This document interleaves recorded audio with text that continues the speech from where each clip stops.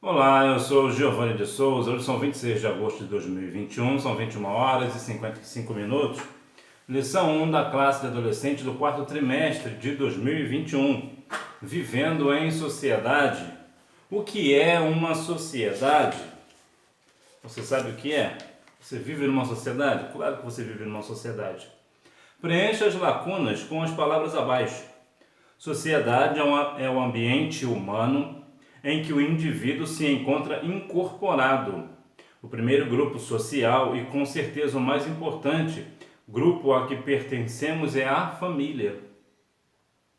A ciência que estuda os fenômenos da vida em sociedade é a sociologia. Nossos padrões sociais e morais devem estar pautados nas escrituras. O refletindo, resposta número 1, significa dizer que ele não pode viver sozinho. Resposta número 2, porque toda a sociedade é suscetível a fatores que podem trazer mudanças. Resposta número 3, resgatar a humanidade pecadora. Não vivam como vivem as pessoas deste mundo, mas deixe que Deus os transforme por meio de uma completa mudança da mente de vocês. Aos Romanos, capítulo 12, versículo 2, a parte A. Aos Romanos, há duas questões sobre Romanos rapidamente. Romanos, apesar de ter a autoria de Paulo, não foi Paulo quem escreveu foi Técio. Você pode ver isso em Aos Romanos, capítulo 16, versículo 22. E uma outra questão também sobre o livro de Romanos é que, segundo alguns teólogos, na verdade a maioria dos teólogos eruditos, diz que Aos Romanos é o livro mais importante da Bíblia. O que é uma sociedade? A Bíblia diz que Adão, o primeiro homem, tinha a companhia de Deus e dos animais. No entanto, mesmo assim lhe faltava algo, ou melhor, alguém semelhante com quem pudesse compartilhar suas alegrias e necessidades. Por isso o Criador formou outro ser igual a ele, porém de sexo diferente, para lhe fazer companhia. E disse o Senhor: não é bom que o homem viva sozinho. O primeiro grupo social e com certeza o mais importante grupo a que pertencemos é a família. A nossa família é, de fato, o grupo mais importante que nós temos.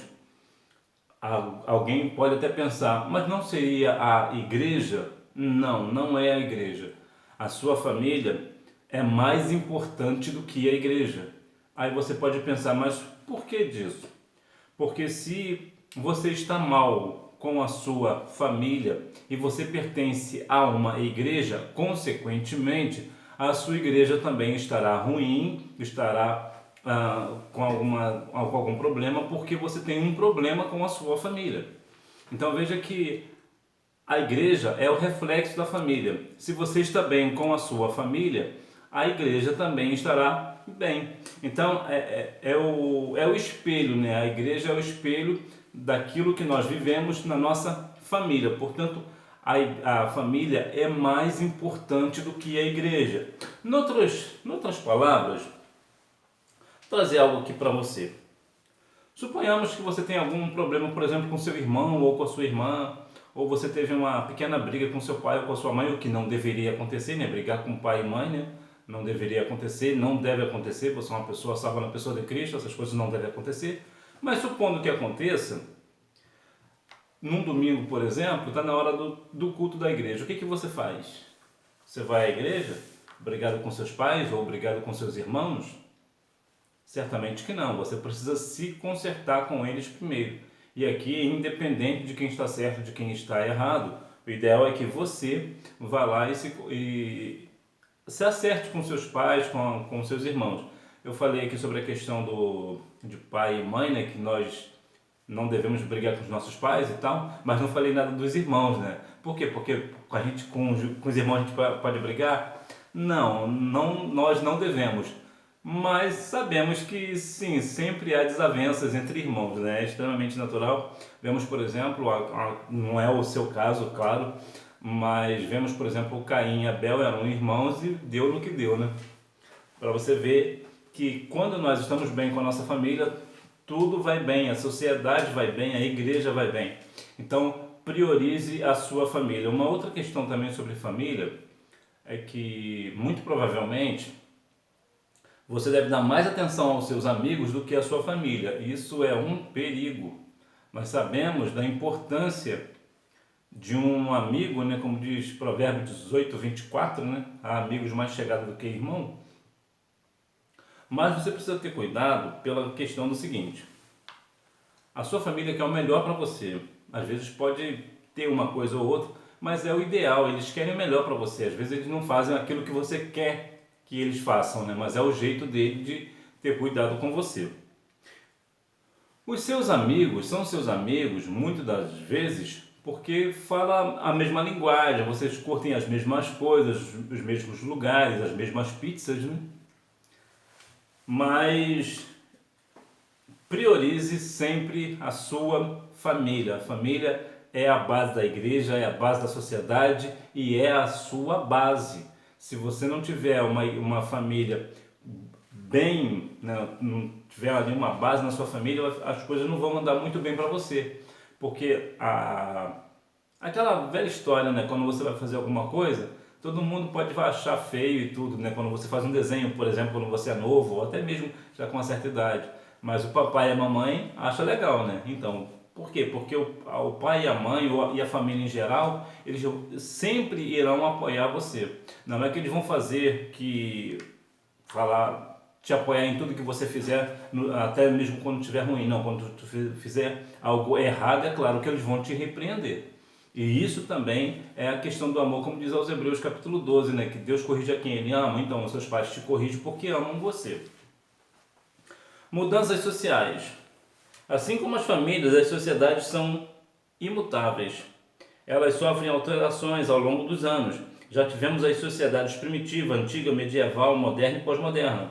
A ciência que estuda os fenômenos da vida em sociedade é a sociologia. Tal ciência argumenta que cada sociedade tem suas normas e padrões. Entretanto, esses padrões e normas também sofrem mudanças com o passar dos anos. Bom, é bem verdade que toda a nossa sociedade, a sociedade que você vive hoje, daqui a 20 anos, por exemplo, ou nem tanto assim, né? Daqui a uns 5 anos, você verá que muitas coisas já mudaram. A tecnologia mudou, os costumes já mudaram, né? As vestes e tudo mais, a culinária e tantas outras coisas. Por quê? Porque muda, porque a sociedade ela é passageira, no sentido de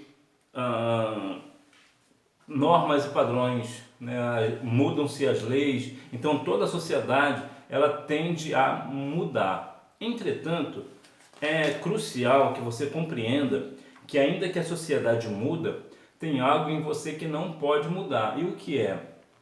É a sua base na palavra do Senhor. Essa não muda, ela é imutável. A palavra do Senhor, o que outrora era pecado, continua sendo pecado hoje.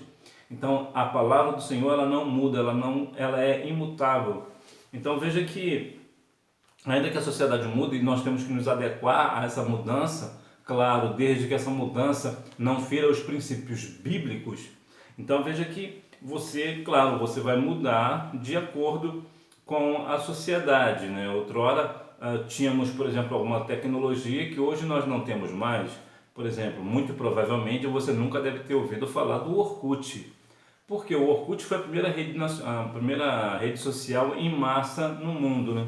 Foi criada por um turco, então ela explodiu inclusive aqui no Brasil. Foi uma febre no Brasil. Só que hoje ninguém fala mais do Orkut. O Orkut acabou já há alguns anos. O Orkut pertencia ao portal Google, né? O Google, que é o maior motor de busca da internet do mundo. Mas se eu te falar Instagram, aí você sabe o que é. Por quê? Porque até a rede social também muda. Outrora era o Orkut, também tínhamos o MSN também, e tantos outros, né? O Tagged e tantos outros. Hoje não, hoje todos eles são ultrapassados e hoje são mais a questão do Instagram, o Facebook e outros, né? Por quê? Porque tudo isso muda. Agora, mais uma vez, o que não pode mudar é a sua comunhão com o Senhor, é a sua comunhão com a sua igreja, é a comunhão que você tem com a palavra do Senhor. Isso não, isso você precisa manter firme, você precisa viver uma vida santa. Até porque os fatores, né, mudam, né, as coisas mudam, né? Jesus é a sociedade do seu tempo. Sim, Jesus também vivia em sociedade. Jesus, o Filho de Deus, não era um eremita. Ele pertencia Ele pertenceu a uma família e viveu numa sociedade marcada por graves problemas socioeconômicos. Muitos procuravam Jesus para saciar a fome. O Filho de Deus gostava de estar com as pessoas. Ele foi à festa de casamento, além de ter vários amigos como Lázaro, Marta e Maria. Por isso, como cristão, não devemos nos isolar. Algumas pessoas no nosso meio acham que porque conheceram a Cristo agora tem que se isolar e não pode conversar com um vizinho que não professa a fé em Jesus, ou talvez seja até um ateu ou uma outra religião. Não posso falar com ele porque eu sou cristão e eu não posso estar junto com ele, como a Bíblia diz lá no livro de Salmos, capítulo 1. Bom, Salmos número 1, né? Eu falo capítulo, né? Mas o ideal não é falar capítulo, porque Salmos não tem capítulo. Prefiro dizer Salmos número 1. Vai falar que realmente algo aqui para nós, vou ler aqui para você, para ficar uma coisa aqui bem bíblica, né? Salmos número 1 nos fala algo a respeito disso. Ó. Bem-aventurado o homem que não anda segundo o conselho dos ímpios, nem se detém no caminho dos pecadores, nem se assenta na roda dos escarnecedores. Então, por conta desse versículo, as pessoas dizem que não pode se misturar. Na verdade, a ideia aqui é bem-aventurado o homem que não anda segundo o conselho dos ímpios, no sentido de estar hoje, amanhã e depois, toda a vida ali tomando conselho com os ímpios. Nós devemos tomar conselhos com os sábios, pastores, líderes, lembrando que em alguns casos específicos, até aquela pessoa que não acredita em Deus, ou mesmo uma pessoa que não seja cristã, ela pode sim te dar um bom conselho, mas o ideal é que nós venhamos nos aconselhar com a palavra do Senhor, com nossos pastores, nossos líderes e mais uma vez a nossa família, né? Então, com base nisso, muitas pessoas acabam se isolando. Não, eu não vou falar com fulano de tal, com o meu vizinho tal, porque ele é da religião tal e eu não posso falar com ele. Essa pessoa se esquece do que diz o livro de Marcos, no capítulo 16, que vai falar sobre a questão que nós devemos ir pregar a toda criatura. Se temos que pregar a toda criatura, como vamos pregar se nós não estamos indo para lugar nenhum? Marcos capítulo 16, versículo 15. E disse-lhe, ide por todo o mundo e pregar o evangelho a toda criatura. Isso foi Jesus quem disse. Então, como que eu vou pregar a palavra do Senhor se eu não falo com o meu vizinho? Como eu vou pregar se eu não falo com ninguém, se eu estou isolado, né? Talvez na minha casa, no meu quarto, eu fico isolado lá toda a vida. E se falando em isolar, é uma outra questão, como a gente está falando em família, você também não deve ficar no seu quarto isolado dos seus pais. Você vai lá, se prende lá e fica lá com seu celular, conversa com um, conversa com outro, conversa com pessoas distantes, mas não conversa com seus pais. Você deve manter um relacionamento de comunhão com seus pais, com seus avós, com as pessoas da sua casa, as pessoas da sua família. É bem verdade que em alguns casos, é claro, você quererá, né, ter um momento só a sós, né, com você, talvez com seu amigo, sua amiga, então você quer conversar um pouco via mensagens de aplicativo e tal. Né? Mas isso não deve ser uma regra, você não deve fazer isso o dia inteiro, né? Você precisa ter um tempo para estudar também, para se aplicar na palavra do Senhor, para buscar a Deus, para orar, para ter uma comunhão com a sua família, né? E também, claro, com a sociedade onde você vive. Você precisa estar ali justamente também para falar do amor do Senhor, né? Jesus, por exemplo, é o nosso líder, né? O nosso mestre, o nosso Senhor, e ele não vivia preso dentro de casa. Ele passeava, ia às festas, né? Passeava aqui no sentido figurado, né? Porque na verdade o Senhor Jesus ele não passeava, ele ia pregar o Evangelho, ele ia ensinar, ele ia curar as pessoas. Então veja que o Senhor Jesus ele ia na casa das pessoas, né? Pessoas pecadoras como eu e você, e estava participando ali, participavam de casamento e outras coisas. E falando em casamento, se porventura, é claro, você tem a ideia, né? Claro, você deve ter essa ideia, mas somente para lembrar, digamos que alguém da sua família vai se casar e é dia de culto, você, por favor, vá ao casamento, prestigie o casamento. A igreja, como eu já falei no início, a sua família é mais importante do que a igreja. Então, tem um casamento para você ir, ou uma festa de 15 anos, ou mesmo uma formatura, é dia de culto. É claro, se você puder conciliar o culto, né, e depois do culto ir à festa, ok, melhor ainda. Mas se você tiver que ou ir ao culto, se você for ao culto, você não vai ao casamento. Se você for ao casamento e você não dá tempo de você ir à igreja, por favor, vá ao casamento, mantenha comunhão com a sua família. Jesus enviou discípulos a uma sociedade carente. O Filho de Deus veio ao mundo com uma missão: resgatar a humanidade pecadora. Ele cumpriu sua tarefa, morreu na cruz e ressuscitou ao terceiro dia por amor a nós. Depois de ascender aos céus, seus discípulos dariam continuidade à sua obra. O Senhor não iria retirá-los deste mundo, mas sim enviá-los para que fizessem a diferença na sociedade em que estavam inseridos. Você, como cristão, tem feito a diferença? E agora? Você tem feito a diferença quando você chega num ambiente ou até mesmo na igreja? Qual é a reação das pessoas? As pessoas ficam alegres de ver você? Qual é o tipo de testemunho que você dá na sua igreja? E principalmente, qual é o testemunho que você dá fora da igreja? Como é você na sociedade, na escola, com os seus amigos, até mesmo principalmente com a sua família? Como é você na sociedade? O que as pessoas, os seus vizinhos dizem de você? Por que disso? Porque quando nós temos a educação e o respeito ao próximo, né, e isso também inclui aí o amor ao próximo, a nossa vida é um testemunho. As pessoas aceitam a Cristo pelo nosso testemunho. Quantas das vezes as pessoas, porque alguém não faz a diferença na sociedade, as pessoas dizem, né? Deus me livre de ser cristão igual fulano ou igual ciclano. Já pensou que situação? As pessoas não falam isso de você não, né? Claro que não. O que as pessoas dizem de você? O adolescente ali é uma bênção. Ela é uma bênção, ele é uma bênção. Eles são uma bênção na casa do Senhor. Maravilha, é isso daí. Por quê? Porque você como adolescente, você pode e deve fazer diferença. Você não pode ficar com aquele pensamento: mas eu sou só um adolescente, eu sou apenas um adolescente. Não, você faz toda a diferença. Veja, por exemplo, aquela menina lá, a serva, né, de Naamã, né? Veja que a Bíblia nem sequer menciona o nome dela. Ela era uma adolescente, provavelmente com 12 anos, mas ela fez toda a diferença. Foi através dela que Naamã foi curado. Então veja que Davi, por exemplo, quando lutou com Golias, tinha possivelmente 17 anos, portanto um adolescente. Então ele fez toda a diferença. Então faça você também a diferença, como disse Jesus, né? Mateus capítulo 5, versículo 13, vós sois o sal da terra. Então você é um sal, você é um sal íntegro, né? Integral, você é inteiro, né? Você não é esse sal branco que tem na mesa, né? Esse sal branco, ele é um sal refinado, né? Ele não serve para muita coisa, né? Ele só tem cloro e sódio, né? Então ele não serve, ele não é integral, ele não é inteiro. O inteiro, né, que é o chamado sal rosa, né? Sal integral, ele tem mais de 80 minerais. E é excelente para a saúde.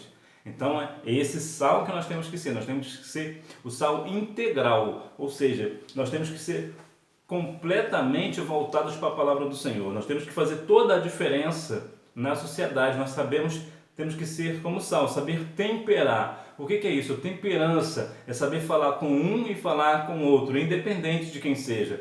Você deve falar de uma forma respeitosa e amorosa com aquela pessoa que é da sua igreja e também com aquela pessoa que não professa a fé no Senhor. Aquele seu vizinho, aquela sua vizinha, aquele professor chato de matemática. Você precisa falar com temperança, dentro do respeito.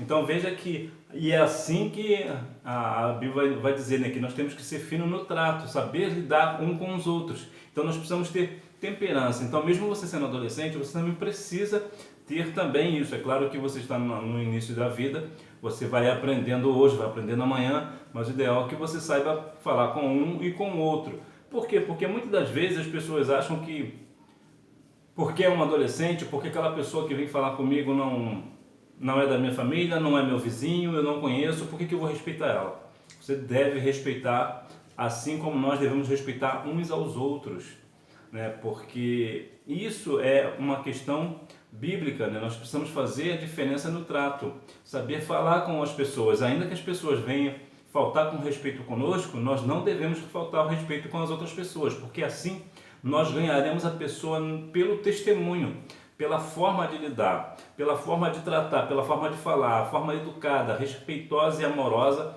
de cada um de nós.